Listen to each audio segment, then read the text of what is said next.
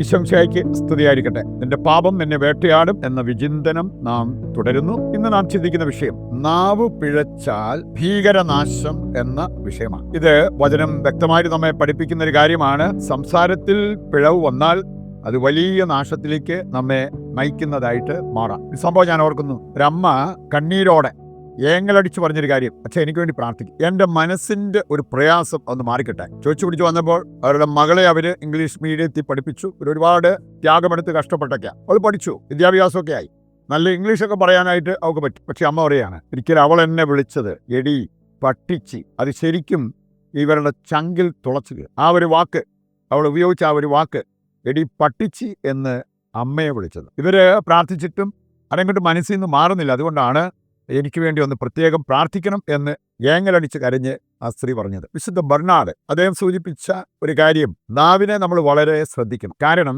ഈ നാവ് ഈ സർപ്പത്തിന്റെ നാവ് പോലെയാണ്. സ്പ്ലിറ്റ് ടങ് എന്ന് പറയും. എന്ന് പറഞ്ഞാൽ ഇത് രണ്ടായിട്ട് ഇങ്ങനെ സ്പ്ലിറ്റ് ചെയ്തിരിക്കുകയാണ്, വേർപെട്ടിരിക്കുകയാണ്. സർപ്പം കൊത്തുമ്പോൾ അതുപോലെ നമ്മുടെ ശരീരത്ത് മുറിവുണ്ടാവും. വിശുദ്ധ ബർണാഡ് പറയാണ്, അപവാദം പറയുന്നവർ ഇതുപോലെയാണ് പ്രവർത്തിക്കുന്നത്. അതിന് രണ്ട് ഇഫക്റ്റ് ഉണ്ട്. ഒരാൾ അപവാദം പറയുമ്പോൾ അത് കേട്ടുകൊണ്ടിരിക്കുന്ന വ്യക്തിയുടെ കാതിനെ അതിലേക്ക് വിഷം കുത്തിവും. മാത്രമല്ല, ആരെക്കുറിച്ചാണോ അപവാദം പറയുന്നത് അവരുടെ സൽപ്പേര് ദുഷിപ്പിക്കുകയും ചെയ്യും. ഒരു കൊത്തിന് രണ്ട് മുറിവുണ്ടാകുന്നത് പോലെ അപവാദം പറയുമ്പോൾ അത് കേട്ടുകൊണ്ടിരിക്കുന്ന വ്യക്തിയുടെ കാതിനെയും ദുഷിപ്പിക്കുന്നു. ആരെക്കുറിച്ച് അപവാദം പറയുന്നോ അവരുടെ സൽപ്പേരും കളങ്കപ്പെടുന്നു. അതുകൊണ്ട് ഇത് വളരെ ശ്രദ്ധിക്കണം എന്നുള്ളത് വിശുദ്ധ ബർണാഡ് സൂചിപ്പിച്ച ഒരു കാര്യമാണ്. ഏതാനും വചനഭാഗങ്ങൾ നമ്മൾ എടുക്കുമ്പോൾ ഒരു കാര്യം ഉറപ്പാണ്, ദൈവം നൽകുന്ന ഒരു മുന്നറിയിപ്പ് വ്യക്തമായിട്ട് ഈ വചനങ്ങളിൽ നമുക്ക് കാണാൻ പറ്റും. അത് നമ്മുടെ സംസാരത്തെ എത്രമാത്രം ശ്രദ്ധിക്കണം, നാവിനെ എത്രമാത്രം നിയന്ത്രിക്കണം എന്ന് സൂചിപ്പിക്കുന്ന വചനഭാഗങ്ങളാണ്. സഭാപ്രസംഗം 5 അതിൻ്റെ 6-ാമത്തെ വചനം, നിന്റെ അധരങ്ങൾ നിന്നെ പാപത്തിലേക്ക് നയിക്കാതിരിക്കട്ടെ. ശ്രദ്ധിക്കുന്നില്ലെങ്കിൽ നമ്മുടെ സംസാരം നമ്മെ ഒരുപാട് പാപത്തിലേക്ക് നയിക്കും. സുഭാഷിതങ്ങൾ 19-ാമത്തെ വചനം ഒരുപക്ഷെ നമുക്ക് സുപരിചിതമായിരിക്കാം. വാക്കുകൾ ഏറുമ്പോൾ പാപം വർദ്ധിക്കും. പാപം കുറയാനായിട്ട് ആവശ്യത്തിന് സംസാരിക്കാവൂ, അനാവശ്യമായിട്ട് സംസാരിക്കരുത് എന്ന്. പ്രഭാഷകൻ 4:29 വായിച്ചാൽ അവിടെ പറഞ്ഞിരിക്കുന്ന ഒരു കാര്യമുണ്ട്, നമ്മൾ അവസരം നോക്കി കേൾക്കുന്നവർക്ക് പ്രചോദനമുണ്ടാകുന്ന നന്മ വരുന്ന രീതിയിൽ അത് ഉചിതമായ വാക്കുകളെ ഉപയോഗിക്കാവൂ. അങ്ങനെയുള്ള സംസാരം അനുഗ്രഹപ്രദമാണ് എന്ന് പറഞ്ഞിരിക്കുന്നത് കാണാൻ പറ്റും. പ്രഭാഷകൻ 5:12 വായിച്ചാലോ, അറിയാമെങ്കിലേ പറയാവൂ, അല്ലെങ്കിൽ വാതുറക്കരുത്. കൃത്യമായിട്ട് അറിയാൻ മേലാത്ത കാര്യം നാം പറയരുത് എന്നുള്ളത് വചനം നമുക്ക് മുന്നറിയിപ്പായിട്ട് തരുന്നതാണ്. പ്രഭാഷകൻ 5:14 വായിച്ചാൽ അവിടെ പറഞ്ഞിട്ടുണ്ട്, നാവ് കൊണ്ട് കെണി വയ്ക്കരുത്. വേണമെങ്കിൽ അത് ചെയ്യാൻ പറ്റുമെന്നല്ലേ, നാവ് കൊണ്ട് വേണമെങ്കിൽ കെണി വയ്ക്കാൻ പറ്റും, അരുത് എന്ന് വചനം പറയുകയാണ്. 20-ാം അധ്യായം 18-ാമത്തെ വചനം, പ്രഭാഷകൻ 20:18, വാക്കിൽ പിഴയ്ക്കുന്നതിനേക്കാൾ ഭേദം കാല് തെന്നി വീഴുന്നതാണ്. എനിക്കറിയാവുന്ന ഒരു സ്ത്രീ അല്പം അശ്രദ്ധ കൊണ്ട് കാല് തെന്നി വീണു. ഒരു സ്റ്റൂളിന്റെ മോളിൽ കയറി നിന്ന് എന്തോ സാധനം എടുത്തപ്പോൾ അല്പം അശ്രദ്ധ, സ്റ്റൂൾ തെന്നിപ്പോയി.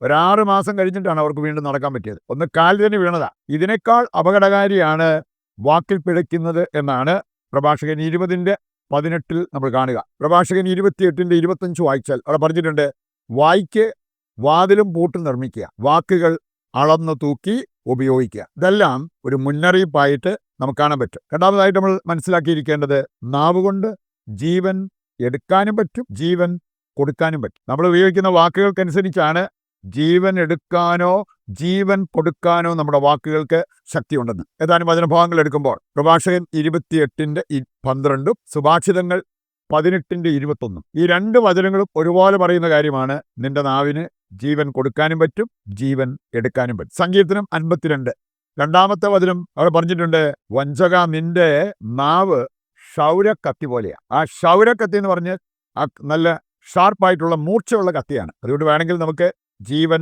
എടുക്കാൻ പറ്റും. സങ്കീർത്തനം 140 3-ാമത്തെ വചനം അവിടെ പറഞ്ഞിട്ടുണ്ട്, അവരുടെ നാവ് സർപ്പത്തിന്റെ നാവ് പോലെയാണ്, അതിൻ്റെ ചുവട്ടിൽ സർപ്പവിഷമുണ്ട്. അപ്പൊ അവര് സംസാരിക്കുമ്പോൾ അണലി കൊത്തുന്നത് പോലെ മറ്റുള്ളവരുടെ ജീവൻ എടുക്കുന്നു, അവരെ മുറിവേൽപ്പിക്കുന്നു. മൂന്നാമതായിട്ട് നാം മനസ്സിലാക്കിയിരിക്കേണ്ട ഒരു കാര്യം നാവുമായി ബന്ധപ്പെട്ടത്, നാവ് മുറിപ്പെടുത്താം, നാവ് സുഖപ്പെടുത്താം എന്നുള്ള യാഥാർത്ഥ്യമാണ്. നമ്മുടെ വാക്ക് നമ്മൾ ശ്രദ്ധിക്കുന്നില്ലെങ്കിൽ അത് മുറിപ്പെടുത്തും, ശ്രദ്ധാപൂർവം ഉപയോഗിച്ചാൽ അത് മറ്റുള്ളവരെ സുഖപ്പെടുത്തുന്ന ഔഷധമായിട്ട് മാറാം. പ്രഭാഷകൻ 28:13, പരദൂഷണം ഏഷണി എന്നിവ അനേകരെ നശിപ്പിച്ചിട്ടുണ്ട്, മുറിപ്പെടുത്തിയിട്ടുണ്ട്. 28:17 മുതൽ വായിക്കുമ്പോൾ, ചാട്ട കൊണ്ടടിച്ചാൽ തിണർപ്പുണ്ടാകും, വാളുകൊണ്ട് നമുക്ക് പലരെയും മുറിപ്പെടുത്താൻ പറ്റും, പക്ഷെ നാവ് കൊണ്ട് വീഴ്ത്തപ്പെട്ടവർ അതിലേറെയാണ്.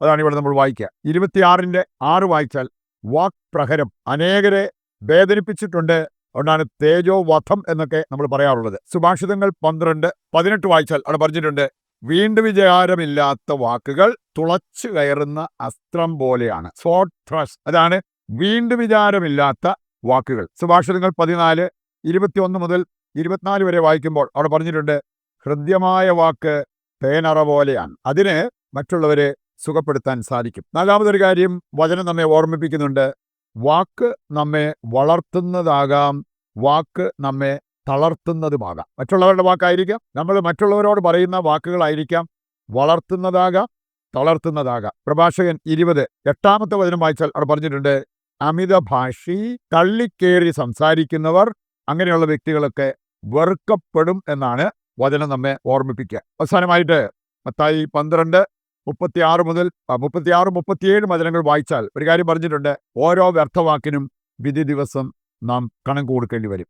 പറയുണ്ട്, നിന്റെ വാക്കിനാൽ നീ നീതീകരിക്കപ്പെട്ടും നിന്റെ വാക്കിനാൽ നീ കുറ്റം വിധിക്കപ്പെടും എന്നുള്ളത് വചനം നമ്മെ ഓർമ്മിപ്പിക്കുക. പ്രിയപ്പെട്ടവരെ, ഇതിൽ നിന്ന് ഒരു കാര്യം നമുക്ക് മനസ്സിലാക്കാം, നാക്ക് പിഴച്ചാൽ വൻ നാശം സംഭവിക്കാം. വരാതിരിക്കാനായിട്ട് നമുക്ക് ഈ പ്രതിഷ്ഠാ ജപത്തിൽ പ്രത്യേകം പ്രാർത്ഥിക്കാം. ഒരു കോമൺ ആയിട്ട് നിയോഗമായിട്ട് നമ്മൾ ഇന്ന് വെക്കുന്നത്, തേജോവധം നടത്തുന്ന വ്യക്തികളുണ്ട്, അവരുടെ മാനസാന്തരത്തിന് വേണ്ടി പ്രാർത്ഥിക്കാം.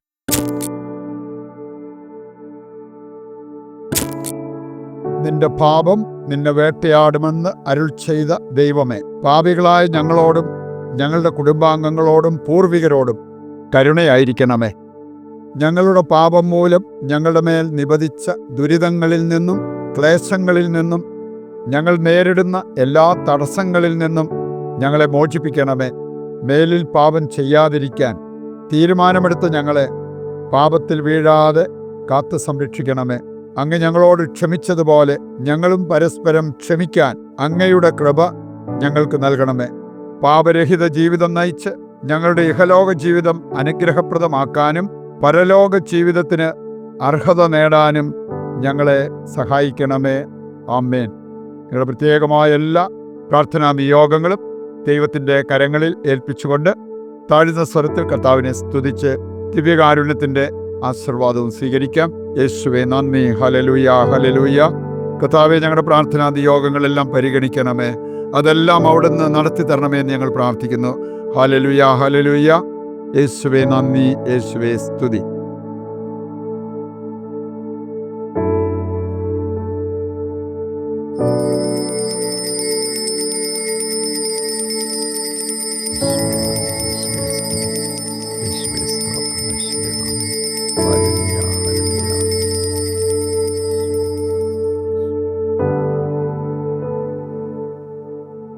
പരിശുദ്ധ പരമ ദിവ്യകാരുണ്യത്തിന് എന്നേരവും ആരാധനയും സ്തുതിയും പുകഴ്ചയും ഉണ്ടായിരിക്കട്ടെ.